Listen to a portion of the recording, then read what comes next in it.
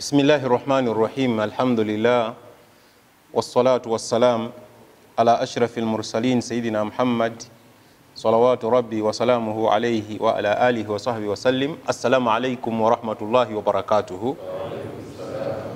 Ntendereza Allah subhanahu wa ta'ala omulezi owebitonde byona byona oyo Allah subhanahu wa ta'ala atulonze mu bangi n'atuleeta wano tubeeku nikye twega. Era olunaku lwaleero ngemi ekitabo kya Allah subhanahu wa ta'ala al-Qur'anul Karim mwenenda ntole kyenenda tweyegereseeku kuba amazima gali nti abantu basiiwuusa empisa, abantu tebakategerekeka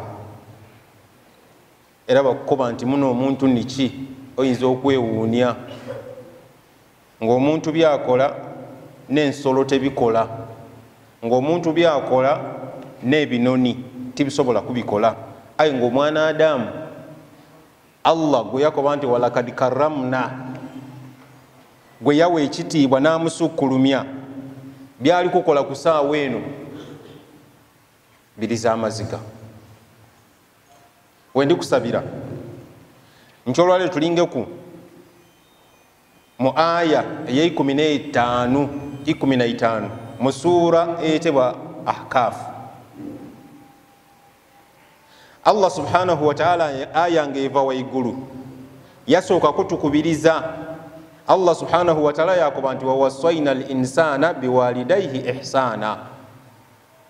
Allah yatukubiriza nti nalagira nakubiriza buli muntu yena okubisa obulungi abakaire abakola ki, abakaire abamuzaala.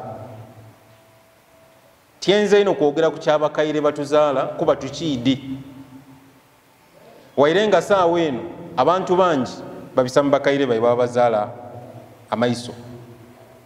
Weyagana enkoko ng'esinga omuntu, weyagana ng'ente esinga omuntu, weyagana ng'ebinoni bitusinga, titukeebisa bulungi.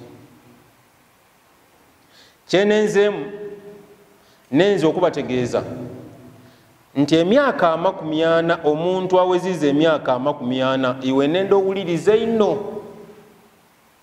n'anaatera okugiweza weena nenda owuliriza ino n'anaasuubira nti nja kuweza emyaka 4 weena wuliriza ino. Ebigambo byenja okwogera olunaku luno olwaleero. Emyaka 40 kumpi n'entikko ey'omuntu.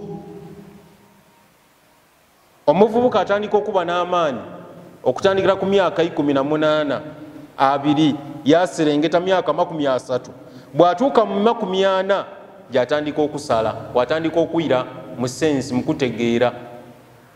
Era kyova obona nti Allah subhanahu wa ta'ala yatuma Nabbi Muhammad sallallahu alaihi wasallam yamulinda yaweza emyaka 40 memale yamutuma. Lwaki teyamutumanga wa 2? Lwaki nga ti wa 3?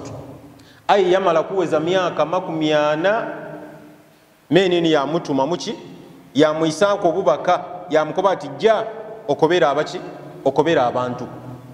So buli lwoweza emyaka 40 olina okwikaikana, olina okusala supiidi.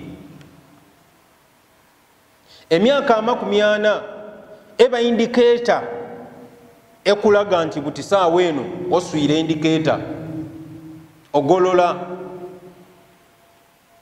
Kuba oyinza obutongera kwa nagandi, oyinza obutongera kwa 2, oyinza obutongera kwa 3, wairenga ow'ensanvu ayinza okuba ati nze nsobola okuweza 10. Ayi wallahi ni bw'anaaweza 10 enkomerero ya byona byona era ajja kumaliriza ng'akola ki, ajja kumaliriza ng'agoloire.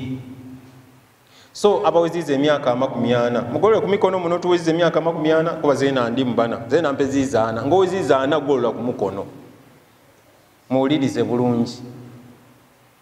Allah subhanahu wa ta'ala kyatukoba kyenenda okutuukako hatta idha balaga ashuddahu wa balaga 40 sanatan qala rabbi awzi'ni an ashkura ni'mataka allati an'amta alayya wa ala walidayya wa an a'mala salihan tardahu wa aslih li fi dhurriyyati inni tubtu ilayka wa inni minal muslimina.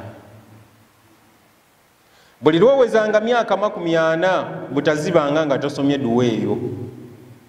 Buli lwowezanga myaka 40 obwire butazibanga oba butakyanga nga toyize kuwa Allah subhanahu wa ta'ala n'omukoboti rabbi awzi'ni an ashkura ni'mataka, ay Allah subhanahu wa ta'ala mpa obusobozi, alhimni mpa amagezi nsobozesa an ashkura ni'mataka mbe mu bantu abebaze ebyengera byoyidye ngongabirira.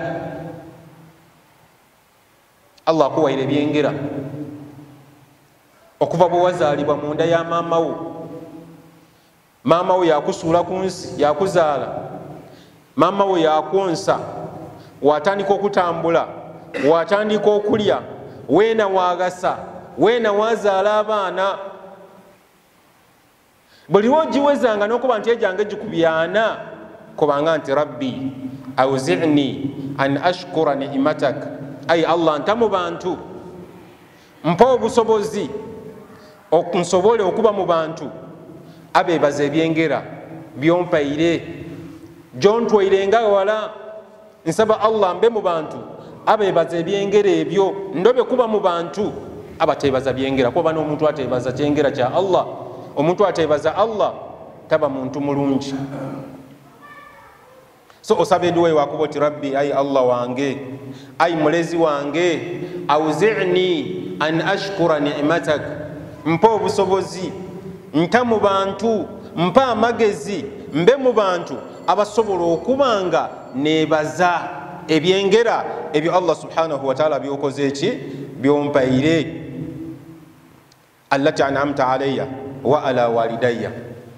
Era kidakwerabira ni bakaire bange abanzaala, baba nani, baba ni mama, kuba bakola omulimu gw'amaanyi. Waira abantu abandi timutera kugubona. Ifo tuli wana abandi bakuzaalira mu mwani, mama we yagema mu mwani bamukoba ati sindika, bakusindika. Abandi babazaalira mu bigogo nga mama we basooka kumusiba ku mugogo me yakuzaala, bamuta ekigoye mu kanwa omuuka guwera ebisabide me male yakuzaala. Muteerabiranga ye muvwa, muteerabiranga ye muvwa. Abandi bakuzaalira mu takisi, mama wo bali kumutwala akola ki kuzaala. Omukazi yazaalira mu takisi oba yazaalira mu motoka oba bamwiza kumbali kw'oluguudo, bakuzaalira kumbali kwa luguudo.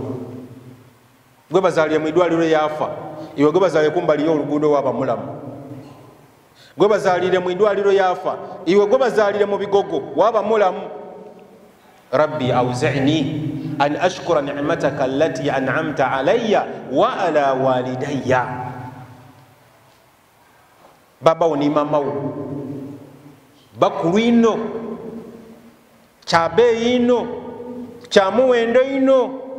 Ye tuli kyova obona nti Allah bwe yali ayisa aya eno yabataamu nti bw'oba weebaza era weno olina okwebanga owebaliza Allah subhanahu wa ta'ala, era olina okubanga osabira n'abakaire bo abakuzaala, baba ni mama.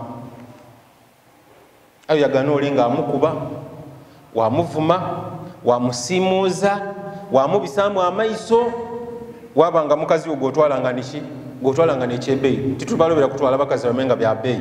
Ayi let your mother be number one. Mama wabe namba etya ndala, baba abe namba imeka ibiri, ko busiramu bwawe enkizo kubazaira babiri nti mama ali kunenkizo kabiri ku baba. Ayo buli sawa mama mukazi wo ni number 1. Omusaada mulala, Allahu akbar, omusaada mulala mama we yaida yakyala. Mama we bwakyala yayagaanawo muka mutabane we yamubeera yamuta mu idiiro atuuse kuncho mukazi waitu ole yajja mu kisenge yakola ku nvi